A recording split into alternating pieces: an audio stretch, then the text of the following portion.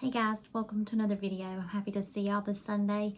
I am just chilling at the house today trying to get ready for the week to come. We have made a few changes as you've seen in my last couple of videos. We've had to change up our curriculum again, which I'll explain. I'll get to all that in a minute. My daughter has been sick today, so that's been something we've had to do. She's been very clingy, so I wasn't even sure if I was going to get to record a video today, but thankfully she's sitting on the couch with Dad, so maybe she'll feel better in a couple days. But anyway, I know in my last video I made a comment that one of my boys was struggling, and I just didn't realize how bad he was struggling, and that we switched to from Me Academy back to the Good and Beautiful. Well, we have quit Me Academy altogether for both boys. I made that decision because after I sat and looked at it, like I, sat in on a lesson with the one that was struggling with Me Academy, I realized that Me Academy is not quite everything that I thought that it was. And I really hate to say that because I'm a part of a Facebook group for my state, and it's for Georgia homeschoolers. And a lot of people would ask, questions about Me Academy, and I would always say, oh, I love it, it's great, I love it. And I really did. But after I sat in on an actual lesson, I realized it's not everything that I thought that it was. It's not nearly as rigorous as I would like it to be. That's one thing. I don't expect my children to be Einsteins. I don't expect them to be grade levels ahead of everybody else, or, ahead of their age, or whatever, however they can be ahead in homeschool. But it's, I don't know, I just don't feel like a 10-minute video on a math concept is that good. Because especially if after the child watches it, he still doesn't really understand what's going on, and then we still have to go and find, another way for him to grasp the concept. And when they get to the question and answer portion of it, this is what I really didn't like, is that sometimes, okay, so they watch the video and then they're doing the practice portion of it. What it would be like is if they answered the questions right, they would only have 10 practice questions. And it would be 12 levels of practice questions, and then they would take the test. So really it wasn't that much practice before a test, and then they just move on. And then they don't come back to that concept. There's no spiral method like there is in the Good and Beautiful. So with these practice questions, I noticed as I was sitting in on this lesson that if they got it wrong, then it would add more questions to that level. But sometimes those questions would repeat themselves. So it kind of got to where he could memorize the answer, because if he got the answer wrong, it would show him the correct answer. So then he would just memorize the correct answer and click it the next time and get it right and move on to the next level. And then when it came time for him to take the test, he didn't really understand the material because he didn't, how am I trying to say this? He didn't really, in the practice, he didn't really know what he was doing. He was just playing a guessing game with them or memorizing them or something like that. And you might be thinking, Heather, why did you never sit in on a lesson like this before? Why did you let this go on this long? And my answer to that is this. With Me Academy, it has a parent portal that you can log in and see everything from the back end. But I could see all the questions that were asked, and I could see on their test what questions they were asked and the answers that the child gave, what was right, what was wrong. And if they got it, if they got a lot of them wrong, or if I wanted them to redo it, I could just reassign it, which was great. I did like that. But I couldn't see what they were doing in the actual lesson. And I was spending a lot of time with my daughter while the boys were doing their work on Me Academy. And also, I would have one doing spelling with me while the other was doing Me Academy, so I was working with one kid on something else while the other was doing Me Academy on their own. And since they weren't struggling with the program itself, I just assumed that it was more of an independent type thing. And it can be, but I don't think that it teaches the concepts the way that they need to be taught, and I don't think that it's rigorous enough. Because like I said, it will ask the same questions over and over when they get a lot of them wrong, and then they can just memorize the answers and skip right through the practice and onto the assessment, and then either fail or pass the assessment. And when you fail it so many times in a row, you know, then it's like, okay, we need to reassign this video, we need to reassign this, we need to reassign that. And then we just had to keep going through that and keep going through that and keep going through that. And I noticed with The Good and the Beautiful, they use a spiral method. And for those of you that don't know what that is, a spiral method is, you know, they'll teach a new concept and they'll review it. And then again, in a few lessons, it'll show up in that lesson's review. So, and then in a few more lessons, it'll show up in another lesson's review. So they go back and revisit even things that they learned at the beginning of the book. So then when it's time for the end of year review, they have still been using all of these things that they've learned, so they remember them all. It's not like, okay, let's learn addition. All right, you got that mastered. Let's learn subtraction. Okay, you got that mastered. Let's learn this. And then at the end of the year, then we revisit all of it together at one time. And it's just confusing for the child, and they just, I don't know, it's just, it's one big hot mess. I don't like the mastery-based approach. That's just me. I know some people really do like that. I don't really like it. I don't think it's helpful whenever they have to do their end of year testing. I think a spiral method is a much more approachable way to teach a child anything that you're trying to get them to learn. I also kind of wanted to, so, you know, we talked about why we quit using Me Academy. And I also kind of wanted to talk about, you know, the fact that I do have a child that is struggling, and he doesn't like to learn. He doesn't like to do his schoolwork. He doesn't like to do anything. And that can be really, really taxing on the one that's trying to do the teaching or the helping or the whatever. There are moments where I wonder, would public school be better for this child? Because he is more of a social butterfly. So, like, I have one that loves co-op. I have one that doesn't like co-op.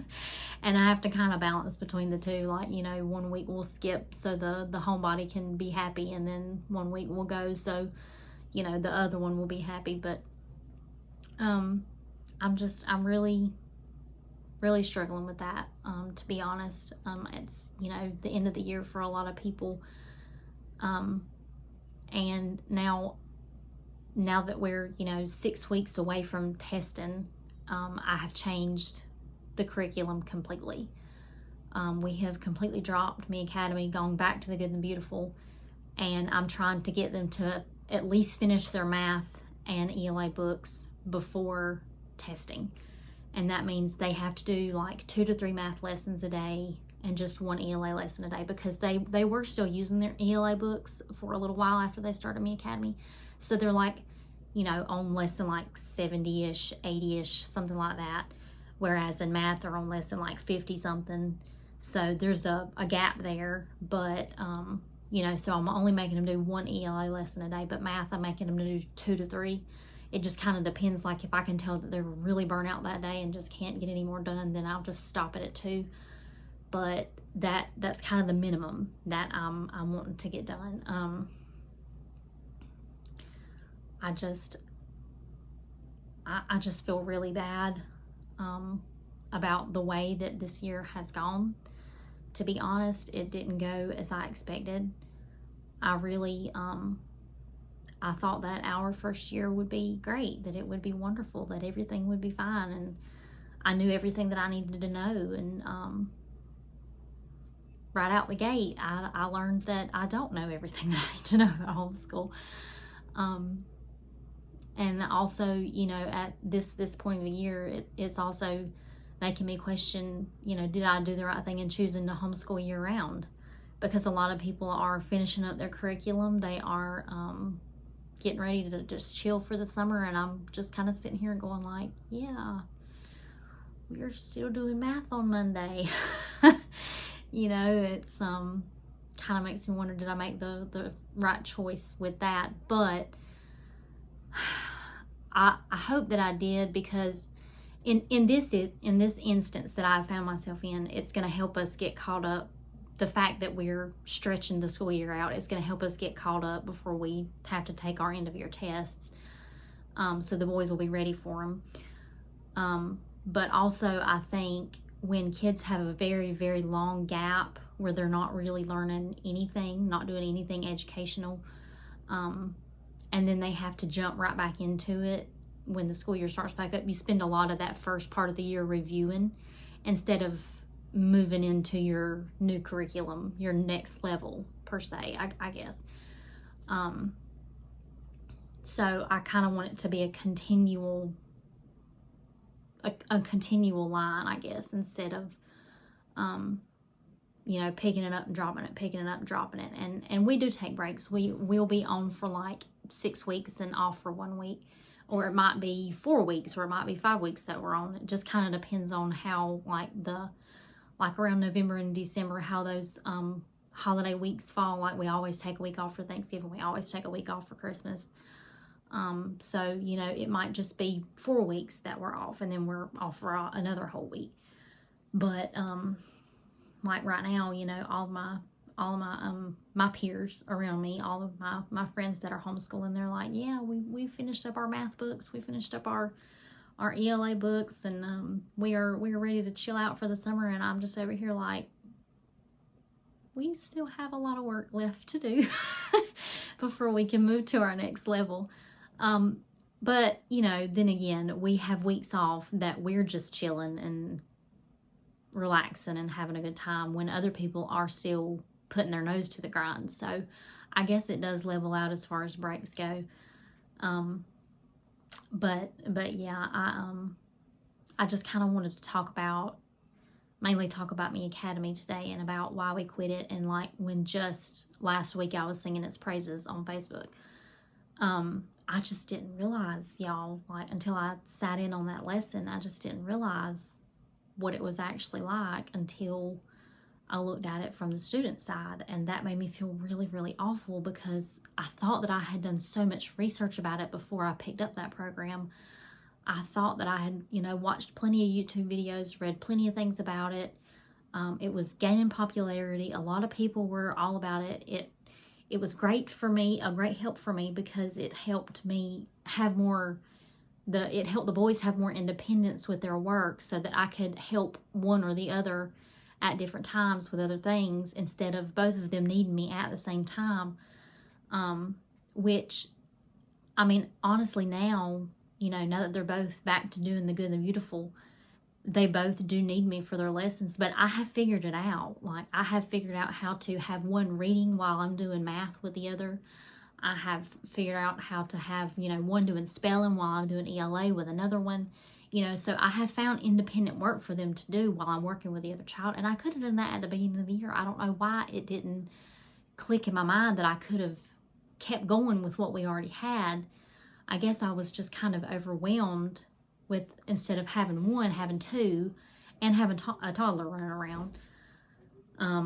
So I think that was some of the appeal to it to me, was that they could do a lot of their stuff on Me Academy by themselves. They didn't need my help. But I kind of feel like I have dropped the ball, to be honest. I feel I struggle with feelings of guilt about that. But I'm grateful that we have time to fix it. We have time to go back and redo some lessons. We have time to revisit some concepts. We have plenty of time, and we don't even have to take an end of year test. We don't have to take an end of the year standardized test this year. This is our first year homeschooling, so really we wouldn't have to take one for 3 years. Like, they wouldn't have to take one 3 years from this year, because this was their first year starting. But I wanted them to test every year, because I want to make sure that that their curriculum that they're using is teaching them what they need to know. And it kind of helps me also. The test that I chose, the NOEA test, helps you figure out their reading level. So then when I go to the library, I can, pick out books that will challenge them a little bit more instead of picking out what I think might be what they need. It kind of gives me a better idea instead of just going in there blindly and picking out, oh, this looks good, this looks good. I can, pick out something a little easier for them. But I don't know, guys.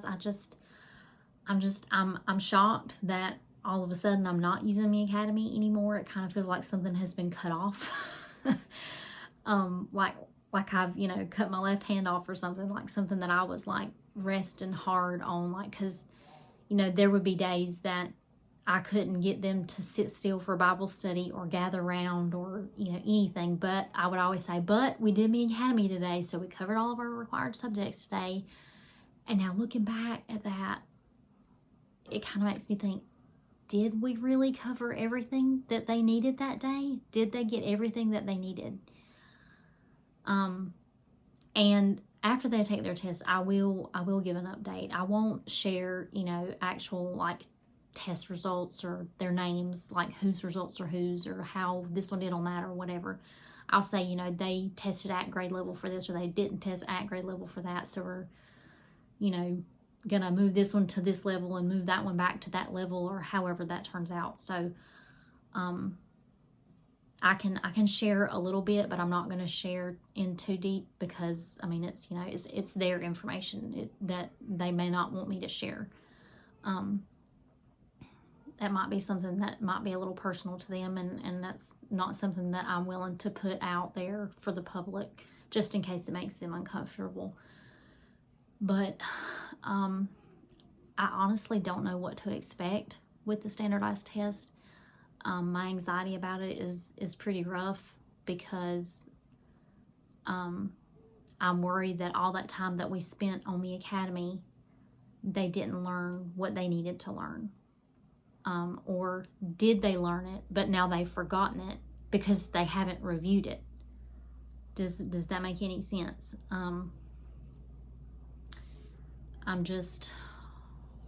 I don't know, I guess it's because it's my first year. I'm still a rookie homeschooler.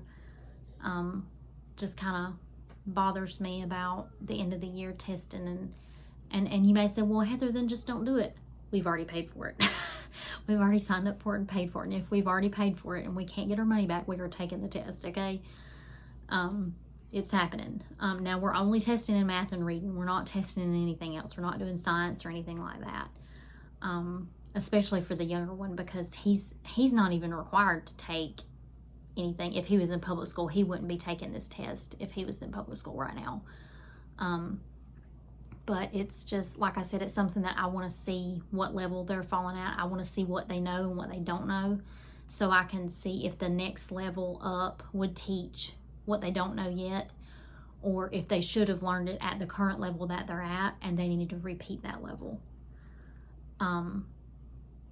That's what I'm hoping to get out of these tests.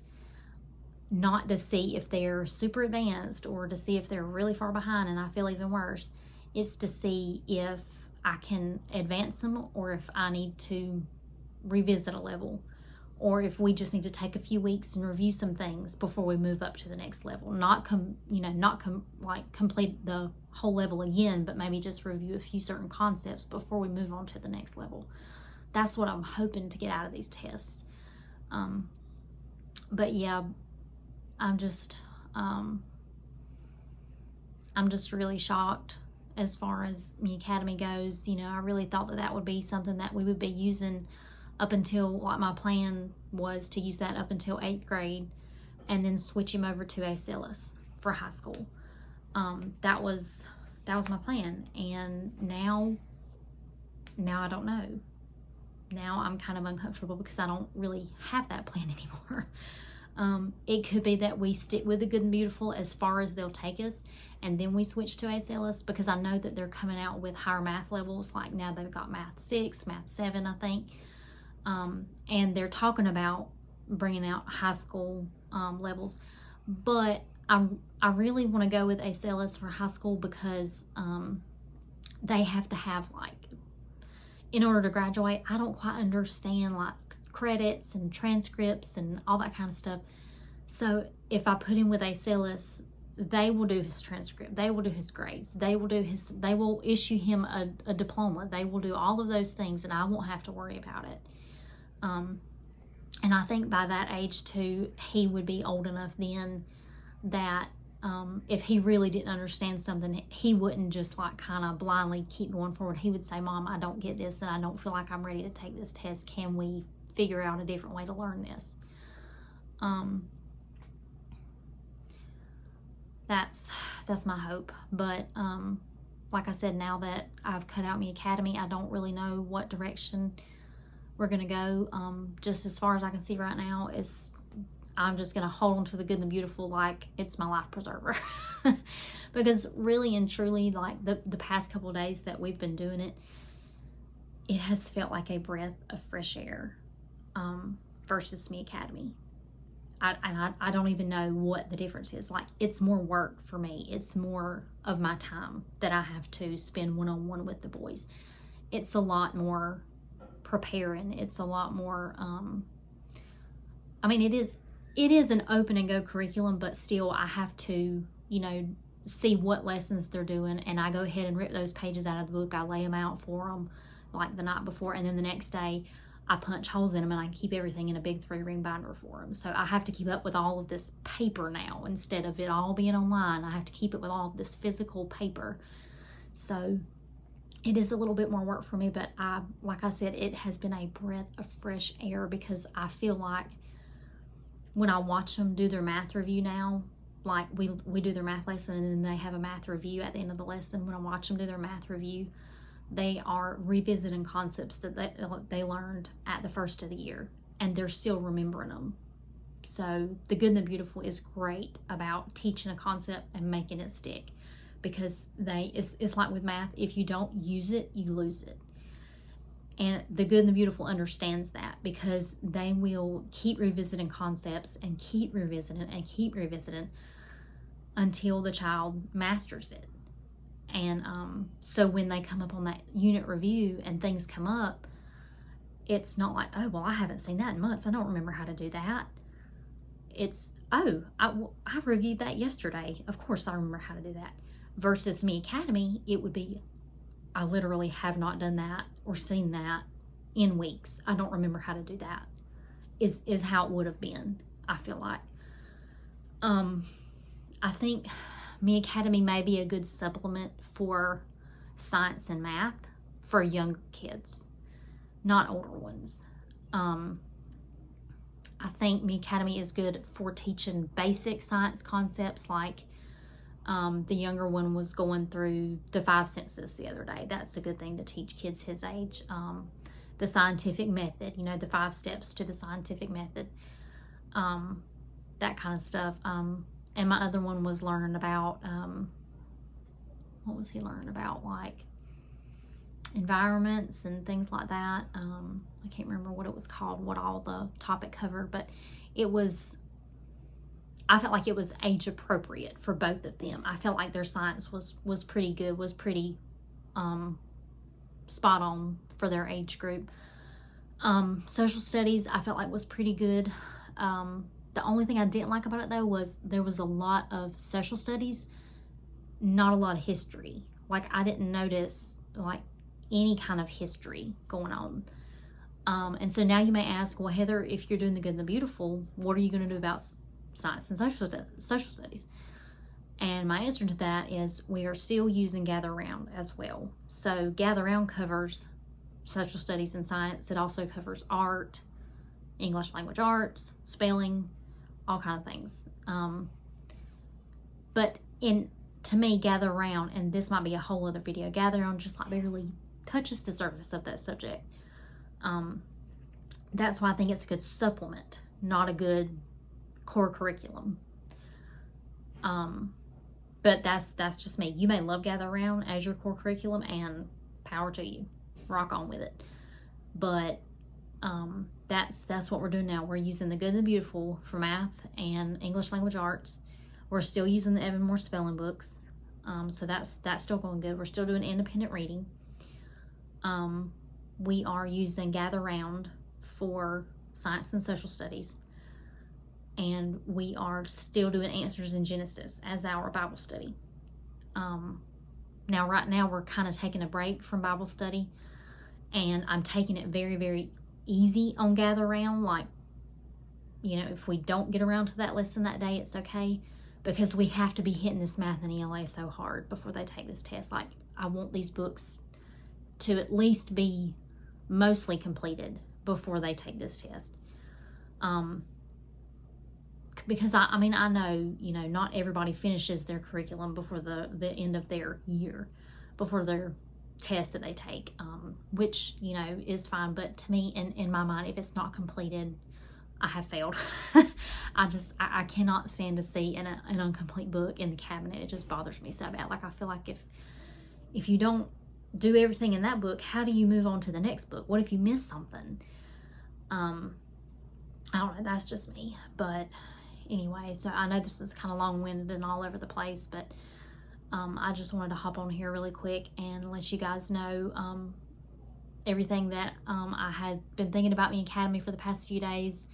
And from now on, if anybody else on the Facebook group asks about it, I will not give my input on it.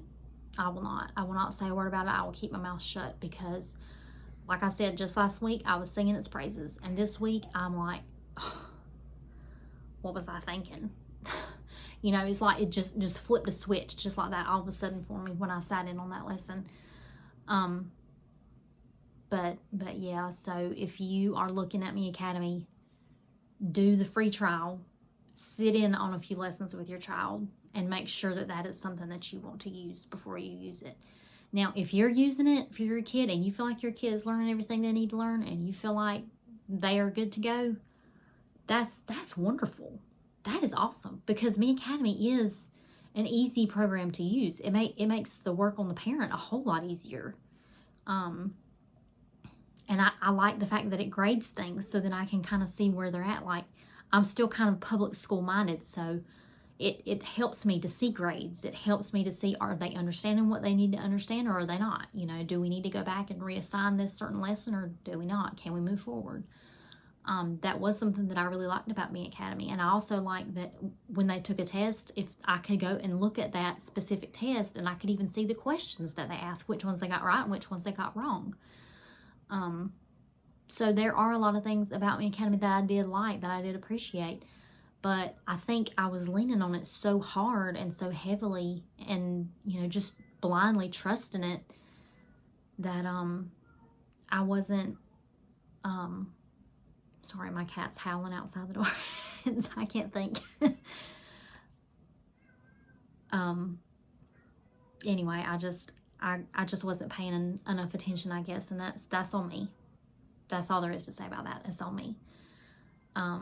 But like I said, from now on, if anybody asks me, Heather, do you think Me Academy is a great choice for me and my family? I'm going to say, you do you. For me and my family, it's a no. That's just how I feel about it. So that's why we quit Academy. Like I said, I know this video was all over the place, but in a nutshell, that's why we quit. That's why I had to put the brakes on and had to go back to the Good and Beautiful. So anyway, I'm going to cut this video off here. It's gotten kind of long. So I will see you guys in my next video, and I hope you guys have a great day. And if you are wrapping up the end of your year and you're getting ready for testing 2, please know that you're not alone if you're worried about it.